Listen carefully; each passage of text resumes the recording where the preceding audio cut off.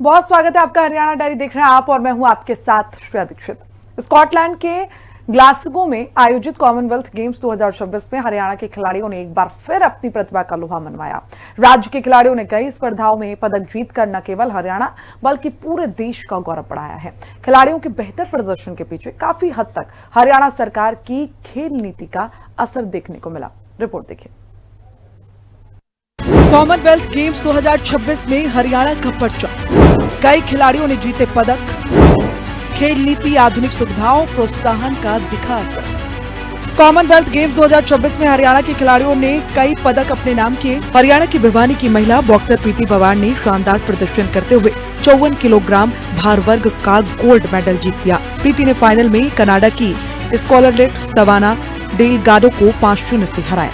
57 kilogram भार वर्ग की बॉक्सिंग में भिवानी की ही जैस्मीन लंबोरिया ने भी देश को दिलाया गोल्ड मेडल। स्टार भाला फेंक खिलाड़ी नीरज चोपड़ा ने पुरुषों की जैवलिन थ्रो स्पर्धा में शानदार प्रदर्शन करते हुए रजत पदक जीता।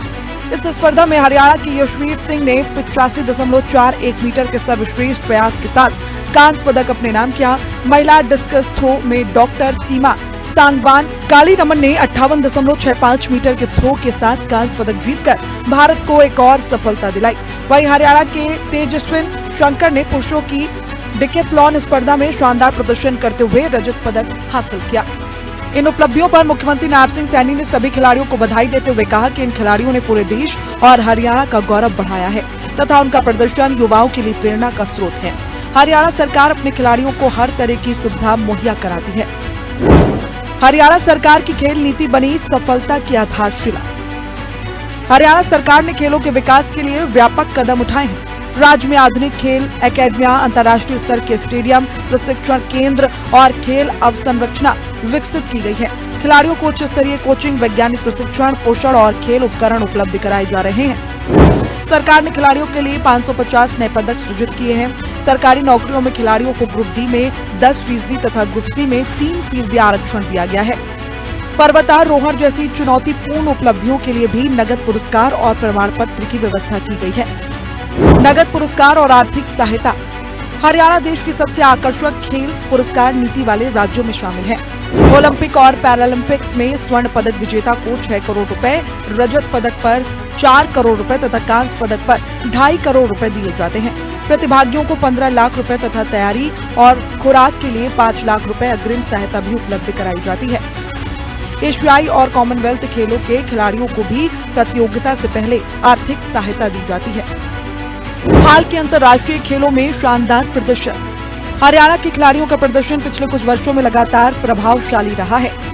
ओलंपिक 2020 में भारत के 124 खिलाड़ियों में से 32 हरियाणा से थे और उन्होंने 4 पदक जीते। महिला हॉकी टीम में भी 9 खिलाड़ी हरियाणा की थी। पैरालंपिक 2020 में राज्य के 19 खिलाड़ियों ने भाग लेकर 6 पदक जीते। ओलंपिक 2024 में भारत के कुल 6 पदकों में से 5 पदक हरियाणा के खिलाड़ियों ने जीते, जबकि पैरालंपिक 2024 में भारत में 29 पदकों में से 8 पदक हरियाणा के खिलाड़ियों के खाते में आए। वर्ष 2014 से 2026 के बीच राष्ट्रीय स्तर पर पदक जीतने वाले 381 खिलाड़ियों में से 123 हरियाणा के रहे। इस अवधि में 16,984 पदक विजेताओं को 708.11 करोड़ रुपए की नगद पुरस्कार राशि प्रदान की गई। वर्ष 2024 में राज्य के खिलाड़ियों को एक मेजर ध्यानचंद खेल रत्न, 10 अर्जुन पुरस्कार, 1 द्रोणाचार्य पुरस्कार और 1 पद्मश्री सम्मान भी प्राप्त हुआ। हरियाणा की सुदृढ़ खेल नीति, आधुनिक सुविधाएं, आर्थिक प्रोत्साहन और खिलाड़ियों के लिए अनुकूल वातावरण का परिणाम है कि राज्य के खिलाड़ी लगातार ओलंपिक, पैरालंपिक, एशियाई खेलों और अब कॉमनवेल्थ गेम्स 2026 में भी देश का नाम रोशन कर रहे हैं। ग्लासगो में कई पदकों की उपलब्धियों ने एक बार फिर साबित किया कि भारतीय खेलों में हरियाणा की भूमिका सबसे अग्रणी राज्यों में बनी हुई है। ब्यूरो रिपोर्ट, हिंद खबर। इथेनॉल मिश्रित पेट्रोल E20 को लेकर देश भर में चल रही बहस के बीच हरियाणा के मुख्यमंत्री नायब सिंह सैनी ने इसे भारत की ऊर्जा आत्मनिर्भरता की दिशा में एक महत्वपूर्ण कदम बताते हुए इसका समर्थन किया है। मुख्यमंत्री ने कहा कि इथेनॉल ब्लेंडिंग केवल ईंधन में बदलाव नहीं है, बल्कि आयातित कच्चे तेल पर भारत की निर्भरता कम करने, किसानों की आय बढ़ाने और पर्यावरण संरक्षण की दिशा में एक दूरदर्शी पहल है। रिपोर्ट देखिए। इथेनॉल मिश्रित पेट्रोल से ऊर्जा आत्मनिर्भरता को बल, किसानों की आय बढ़ाने में भी निभा रहा अहम योगदान।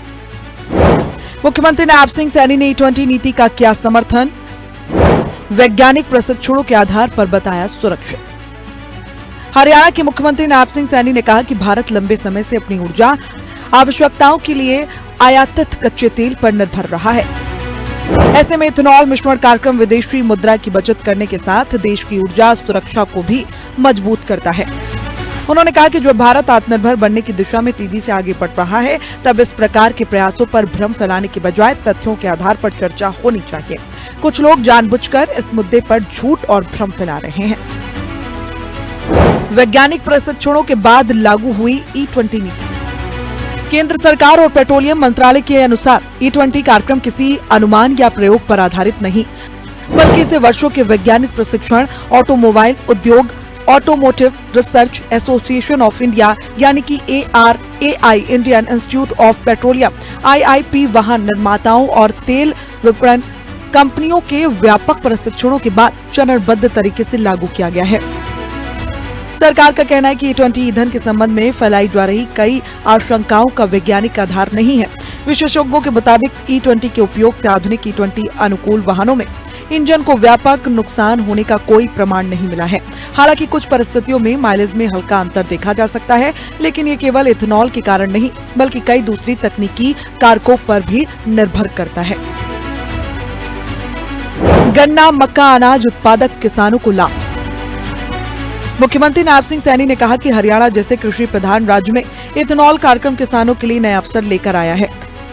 इथेनॉल उत्पादन के लिए गन्ने के साथ मक्का और दूसरे अनाजों की मांग बढ़ने से किसानों को अपनी उपज के बेहतर दाम मिलने लगे हैं। इससे कृषि क्षेत्र में मूल संवर्धन होने के साथ ग्रामीण अर्थव्यवस्था को भी मजबूती मिल रही है। सरकार का उद्देश्य किसानों की आय बढ़ाना और कृषि उत्पादों के लिए नए बाजार उपलब्ध कराना है। इथेनॉल उद्योग के विस्तार से कृषि आधारित उद्योगों को भी प्रोत्साहन मिल रहा है। अफवाहों से बचने की अपील। मुख्यमंत्री नायब सिंह सैनी ने लोगों से अपील की। उन्होंने कहा कि भारत का इथेनॉल मिश्रण कार्यक्रम ऊर्जा सुरक्षा, पर्यावरण संरक्षण और किसानों की समृद्धि जैसे अनेक राष्ट्रीय उद्देश्यों को साथ लेकर आगे बढ़ रहे हैं। सरकार का आग्रह है कि E20 से जुड़े किसी भी निष्कर्ष पर पहुंचने से पहले आधिकारिक जानकारी और वैज्ञानिक अध्ययनों को आधार बनाया जाए। ब्यूरो रिपोर्ट, हिंदी खबर। और इसी के साथ हरियाणा डायरी में इतना ही। देश दुनिया की तमाम जानकारी के लिए देखते रहिए हिंदी खबर। नमस्कार।